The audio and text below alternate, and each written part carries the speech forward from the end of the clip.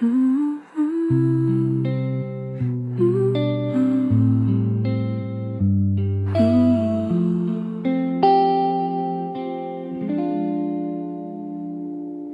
夜里翻着过去的片段，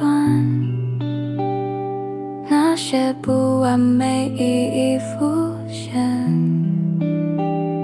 曾经走过的路，说过的话，不再只剩下批判。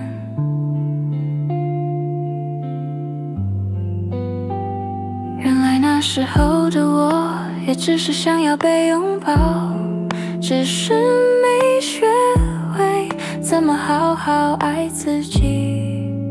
爱自己从宽恕自己开始，我愿意放下对自己的严厉，对过去的我说一声谢谢你走到这里。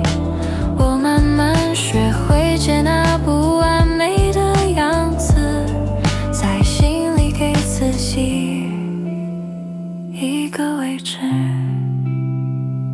每一次原谅自己，都是再一次重新长出勇气。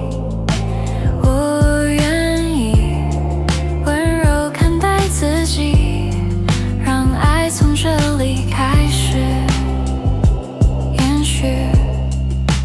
有些成长不是更努力，而是愿意原谅那个曾经笨拙的自己，从宽恕自己开始，慢慢学会爱自己。